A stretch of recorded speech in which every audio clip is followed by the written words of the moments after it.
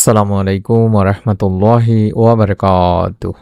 1 minute মাদ্রাসা YouTube চ্যানেলে সম্মানিত দিনী ভাই বোনেরা, আশা করি আল্লাহ তাআলার অশেষ রহমতে আপনারা ভালো আছেন, সুস্থ আছেন। আলহামদুলিল্লাহ, আজ একটি নতুন ভিডিও নিয়ে হাজির হয়েছি। ফজরের ফরজ নামাজের পরে আপনারা মাত্র একটি জিকির করলে আল্লাহ তাআলার কাছে আপনার দোয়া পৌঁছে যাবে ইনশাআল্লাহ।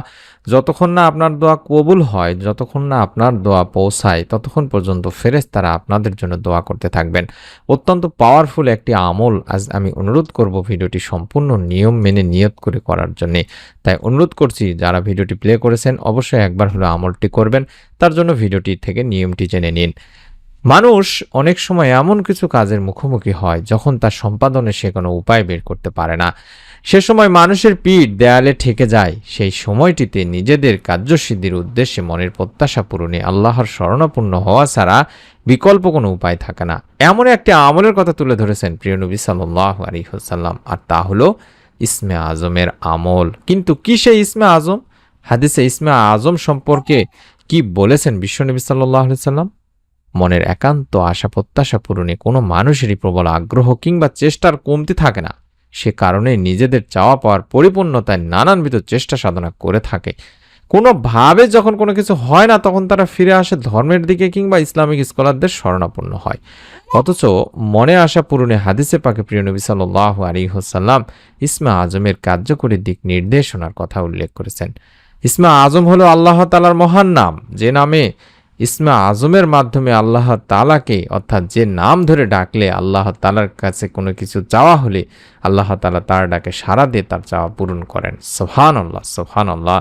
অর্থাৎ আমরা যদি এই নামের মাধ্যমে আল্লাহকে স্মরণ করি, ডাকি, আল্লাহ তাআলা আমাদের ডাকেও সাড়া দেবেন।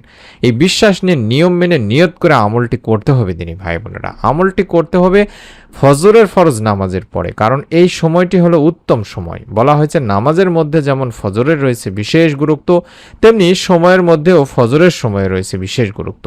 পবিত্র কোরআনে ফজর নামে একটি সূরাও রয়েছে, আর ওই সূরার শুরুতে মহান আল্লাহ ইরশাদ করেন, শপথ ফজরের। সূরা ফজর প্রথম আয়াতেই বলা হয়েছে। আর ফজরের নামাজের পরে আল্লাহ তাআলা দোয়া কবুল করে থাকেন। ফেরেশতারা আল্লাহ তাআলার কাছে বান্দার আমল পৌঁছায় দেয়। বলা হয়েছে তোমাদের কাছে পালাক্রমে দিনেও রাতে ফেরেশতারা আসে। তারা এই আসর ও ফজরের সময় একত্রিত হয়।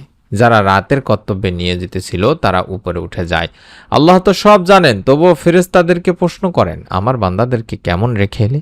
ফেরেশতারা বলে, আমরা তাদেরকে সালাতরত রেখে এসেছি।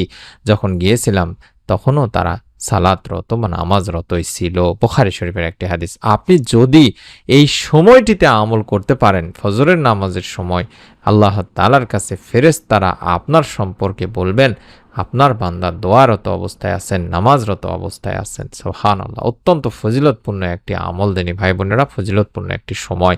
এই সময়ে আমরা প্রথম কাজ হলো দরুদ শরীফ পড়ে নিব, কম করে হলো 11 বার। আল্লাহুম্মা সাল্লি আলা মুহাম্মাদিন ওয়া আলা আলি মুহাম্মাদ, আল্লাহুম্মা সাল্লি আলা মুহাম্মাদিন ওয়া আলা আলি মুহাম্মাদ। চাইলে এই ছোট্ট দরুদটি 11 বার আগে পড়ে নেবেন।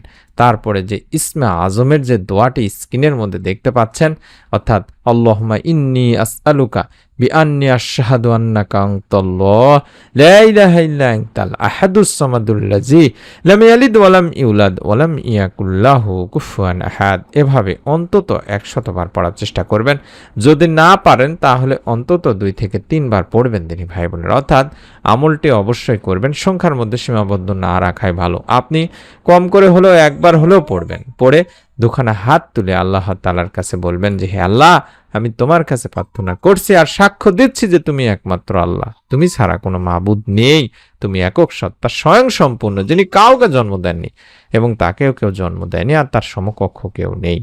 এই আমলটি বা এই দোয়াটি সম্পর্কে বিশ্বনবী সাল্লাল্লাহু আলাইহি ওয়াসাল্লাম বলেছেন, সেই মহান সত্তার শপথ যার হাতে আমার জীবন, নিঃসন্দেহে এই লোক আল্লাহ তাআলার কাছে ইসমে আজমের ওসিলায় প্রার্থনা করেছে।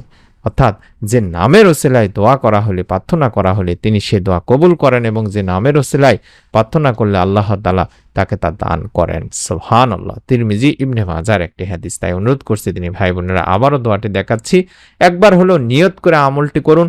ফজরের ফরজ নামাজের পরে দরুদ ও ইস্তেগফার পাঠ করে আপনি এই দোয়াটি অন্তত কম করে হলেও একবার পাঠ করুন, যদি বেশি পড়তে পারেন তত ভালো। তারপর দুখানা হাত তুলে আল্লাহ তাআলার কাছে আপনি আপনার মনের আশা আকাঙ্ক্ষাগুলোর কথা বলুন। রব্বুল আলামিন ইনশাআল্লাহ আপনার দোয়াও কবুল করবেনই করবেন। আবারও বলছি, ভিডিওটিতে অন্তত আমিন লেখার মাধ্যমে কমেন্ট করে নিয়ত করে আমলটি করুন। আপনার নিকট আত্মীয়-স্বজনদের কাছেও ভিডিওটি শেয়ার করে দিন সওয়াবের আশায়, এবং পরবর্তী নতুন আমলের ভিডিও দেওয়া মাত্র যাতে পেয়ে যান, দেখতে পান, তার জন্য চ্যানেলটি সাবস্ক্রাইব করা না থাকলে সাবস্ক্রাইব করে বেল বাটনটি অন করে রাখুন।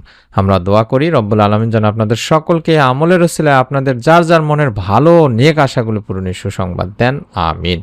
আসসালামু আলাইকুম ওয়া রাহমাতুল্লাহি ওয়া বারাকাতুহু।